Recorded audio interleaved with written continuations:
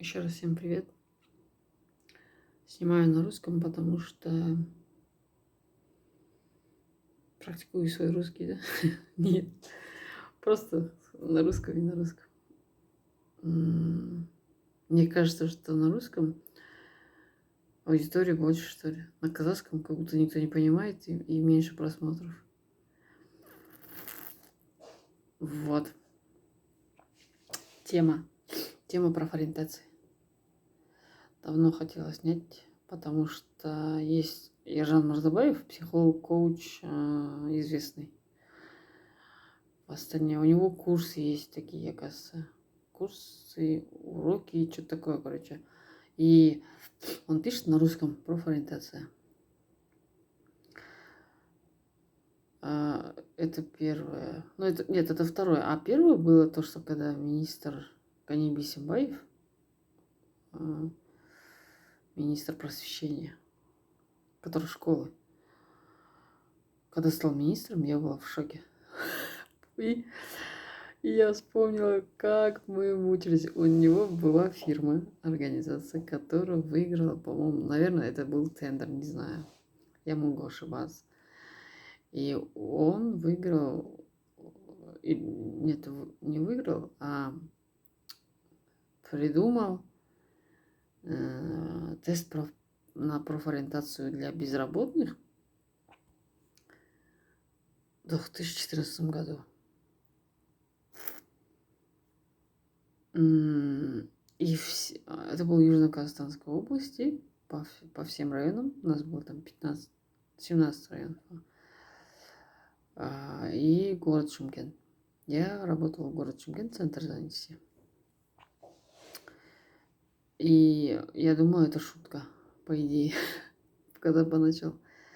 В тот момент я работала в отделе мониторинга и аналитики, то есть мы занимались отчетами ежедневные, да, еженедельные, ежемесячные и годовые. Я там проработала самое большое количество лет, 2,5, по-моему, 13, 14, 15 лет. И я быстро очень делала отчеты. Меня не научили, потом я стала сама делать отчет. Был руководитель отдела, потом зам отдела. Они оба сдавали, я помогала. И они были мужчины оба. Была девочка, она вышла замуж. Потом, как бы, и мужчины, они забывали там это, а я там оперативно, там мы ходили в департамент, чтобы областной, да, по трудоустройству создавать отчеты. И я им напоминала, там бумажки быстро-быстро готовила им. И вот и всех безработных заставили проходить этот тест. То есть этот мистер Бисимбаев, они как-то сделали, чтобы это было обязательно. Этот тест и проходили и мы тоже. По-моему, как для количества, что ли. Не знаю, мы вошли или нет. Ну, по итогу, сейчас, наверное, можно говорить 4223, по-моему, если не ошибаюсь, или 24. Ну, 4000 с лишним человек прошло этот тест. Как он меня бесил. Короче, когда я работала, я все быстро-быстро делала тесты. Ой, то есть отчеты, да? И все время на меня тыкали, что я хожу просто так, а не делаю свою работу, там я бездельник. На меня вешали все дополнительные а я не делала, ну, то есть не соглашалась, потому что это не моя компетенция, да? Не моя обязанность. Были, как его, нужна помощь по инфраструктуре, то есть программа по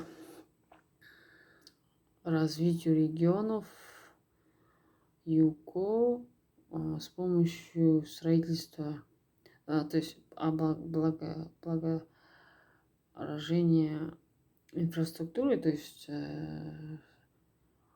строительство необходимых сооружений и устройство на работу безработных, да?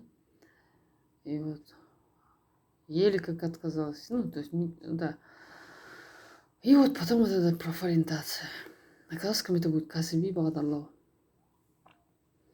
Профессиональная ориентация. Профессиональная кәсіби ориентация бағдарлау.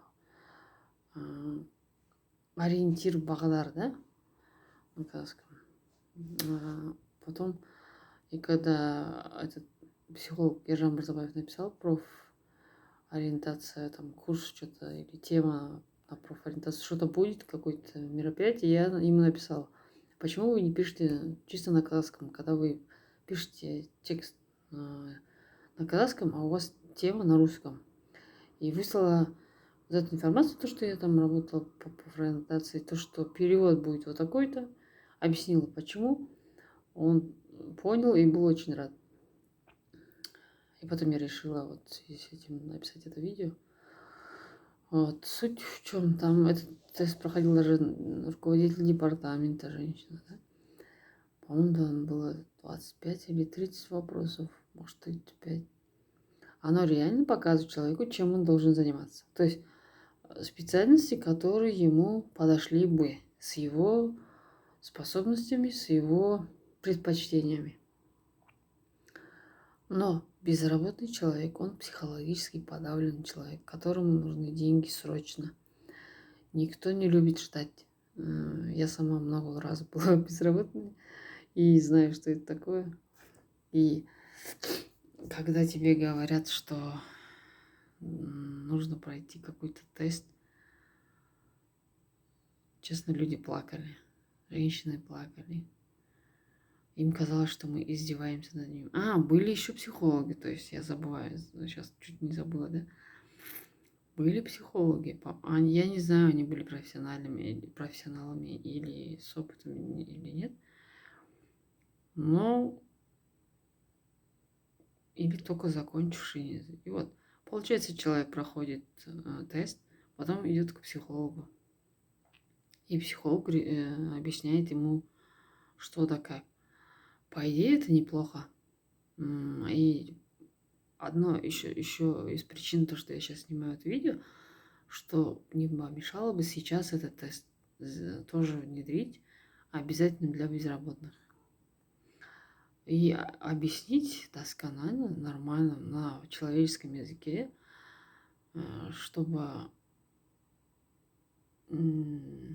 что никогда не поздно учиться, да? Что никогда не поздно поменять профессию. И когда человек занимается вот это психологически, да, своим любимым делом, он зарабатывает с удовольствием и большие деньги. Потому что он профессионал этого дела, он хорошо делает и с удовольствием. И вот.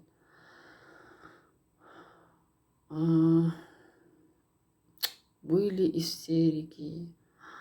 Что там происходит? Я так устала. Это, знаете, это продолжалось, по-моему, сентябрь, октябрь, наверное, 3 месяца, да. И в декабре даже в начале. И вот я так хотела отказаться, и нельзя было отказаться. Но сейчас, как говорится, не было бы счастья, да, несчастье помогло, да, вот это. И действительно, зато это был опыт. И любая незначительная вещь, это был как пилотный проект, по-моему. Оно все равно просто так в жизни не бывает. И вот даже в школах можно, в колледжах, везде. Именно в первом курсе. В школах 9 класс и 11 класс.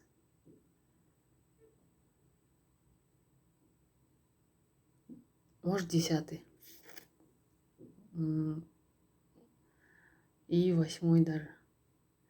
Потому что вот я индивидуально преподаю детям, да, на дому. И я у них спрашиваю, кем бы они хотели стать, да. Есть дети, которые встречались в 3 класс, девочка говорит, я буду стоматологом, мне не надо учиться вообще. А есть дети, которые, я не знаю, кем я буду. 8 класс девочка была, она хочет быть врачом. 8 класс мальчик, он любит футбол, но он думает, что на этом не заработает. Он, если получит травму, то он останется, ну, здоровье попортится и не будет зарабатывать. И то, что кажется родитель против. А потом из-за этого, то, что родители были айтишником, он тоже будет айтишником. Потом какие еще специальности? Есть 5 класс девочка, она тоже не знает, кем будет. Вот. Поэтому как-то ориентир, да, чтобы ребенок чуть-чуть. Они все равно этот какого. Ну, не навязывая, конечно, но объяснять, да, есть такая специальность, есть такая специальность. Тем более сейчас все за рубежом, если на грант, что есть возможность поступить на грант, да. Ну, конечно, то, что его отработать надо, это сам. Но вот для безработных сейчас вот, например, мечтаешь, да, работать в одной компании, да? Ты устраиваешься на эту компанию. Возможно, устроишься, да? А там тебя через год сокращают, например. Или, как у меня, много сокращений, много декретных мест. И от того, что нету работы, ты соглашаешься хотя бы на год, а этот год превращается даже на 8 месяцев. И если ты работаешь 8 месяцев, тебе потом, у тебя резюме, там 10 месяцев, где ты работал, и тебя не берут на работу, сомневаются в тебе. И если ты Шенген, то тоже сомневается, что ты плохой человек и так далее. Да? Поэтому, как бы, что я говорила? Первый курс университета, да, или колледжа, когда еще можно поменять специальность. То есть в этом же университете или колледже, учебном заведении, да, поменять специальность, сдать тесты на разницу предметов, да, либо как бы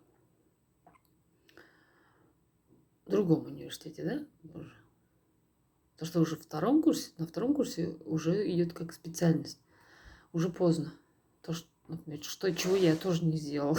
Я хотела поступить на английский, но мне дома все запретили. То есть мама была, 2 сестры учительницы, одна зауч казахский язык, другая русский язык, потом на английском учили. И то, что который на английском, она говорила, вот нужно повышение, в Англию там отправить, вы же не сможете, и дочку. И мама такая, да.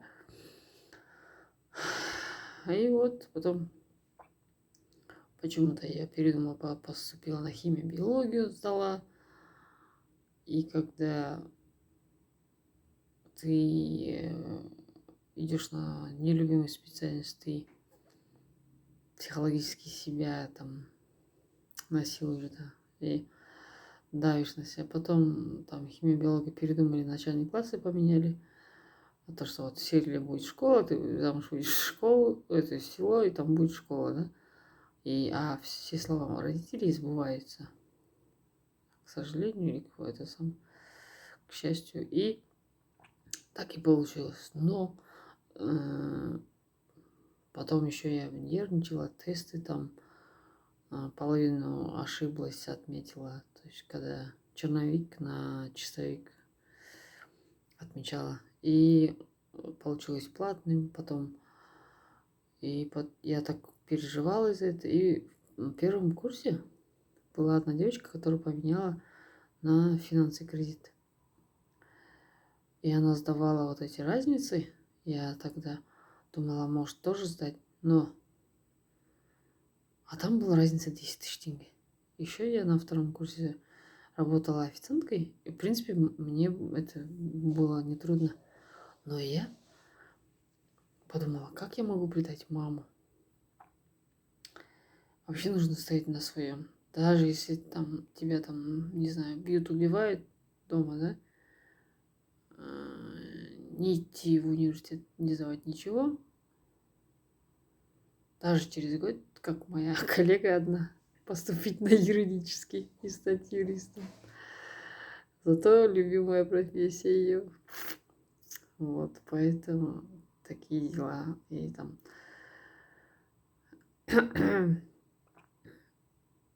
Потом на третьем курсе меня на грант перевели. Там был выбор на Балашак и на грант. Опять мама не отправила на Балашак, потому что там залог квартиры. Она меня так ненавидела, что говорила, что если я там провалю, заберут квартиру, а из-за тебя оставить квартиру я не буду. И потом был грант. И вот из-за этого гранта сейчас я не могу поступить на грант, оказывается.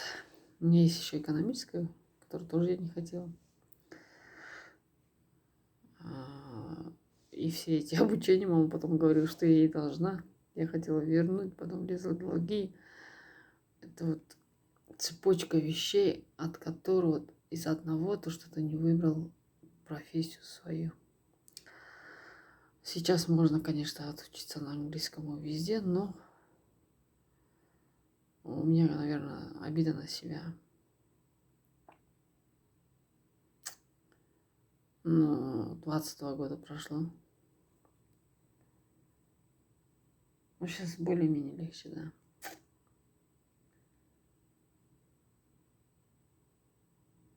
И из-за этого я всем говорю, даже своим ученикам, да, чтобы не слушались никого. Нет такого там, например, даже в замужестве, женитьбе, да, что там, если повезет, конечно, ты не найдешь человека, ты будешь до конца жизни жить с этим человеком. А если нет, то ничего страшного, людей много, и счастье найти никогда не поздно. Также со специальностью, да.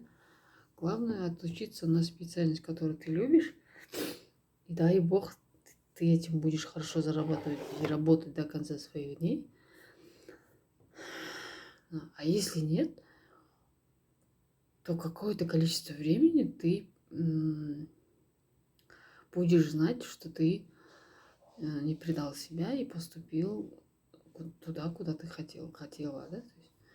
Поэтому вот. А то, что безработным теперь вернемся, да, тоже нет такого. Вот меня сейчас там, мне там 50 лет, не знаю, 55 лет сократили там, или 35, там, не знаю, 27 госслужбы сокращают. Нацкомпании сколько сокращают? По 1000 человек. Вот не знает, куда пойти.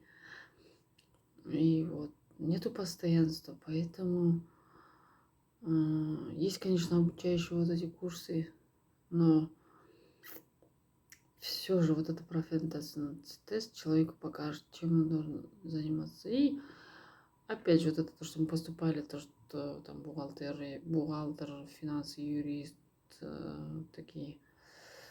Все поступали, мы поступали там, куда можно, где можно много заработать. А в принципе заработать можно в любой профессии, по идее. Поэтому вот и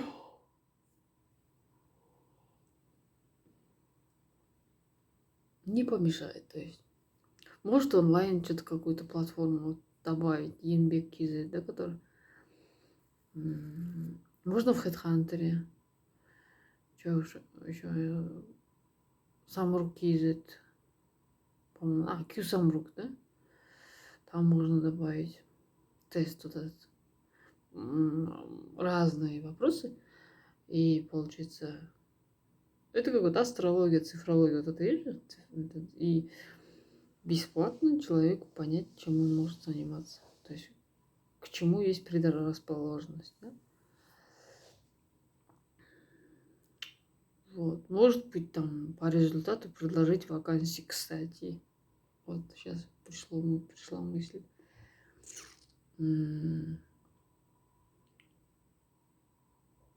И вот, как много ищущий работу человек, могу сказать, что чтобы люди безработные, временно безработные не боялись и закидывали резюме везде, даже если там требуют какой-то языки, там требования, знания чего-то или там опыт работы. Практика показывает, что, например, мой братишка двоюродный, он поступил, то есть был принят на престижную компанию, не имея опыта. Но потом он научился, и он рвался работать.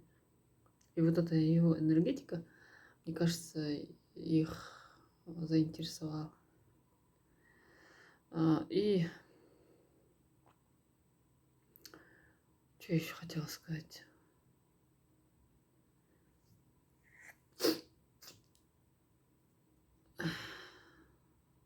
И вот у многих сейчас счета закрыты, да? Очень болезненный вопрос. Банкротство не дают, его очень трудно. И то, что не берут на работу, у кого аресты, да? Что нет возможности закрыть эти долги. Человек вот в унынии всегда ходит.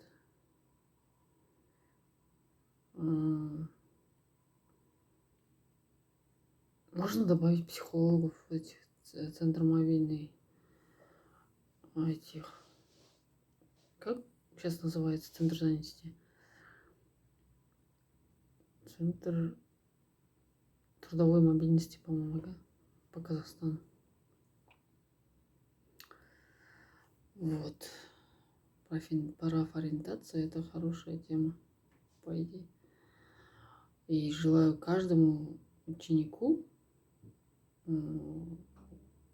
поступить туда, куда он хочет. Это не константа. Жизнь продолжается. То есть на этом он не останавливается. Вот. Может, эта специальность будет его маяком всю жизнь, да? Или ее. И этот человек, этот ребенок сэкономит много времени себе. Почему-то хочется плакать. Возможно, дело не в этом, да, то, что я там сама сожалею, но все равно, когда ребенок закончил школу, и в молодом возрасте он более-менее приспособлен больше узнать, больше учиться и любить, там, полюбить это, да, там, интересоваться. Поэтому терять время нельзя. Я не говорю, что там родители не знают, не любят детей, там желают плохого, нет, но нужно прислушаться, услышать своего ребенка, чего он хочет. Неважно, какая это профессия. Вот человек делает эту профессию, то есть открывает миру эту профессию. То есть если у него есть жилка, он будет хорошо зарабатывать на этом. И это гарантия, например, я так думаю, не знаю, 3-5 лет, дай бог 10 лет, да, быть востребованным специалистом в своей сфере.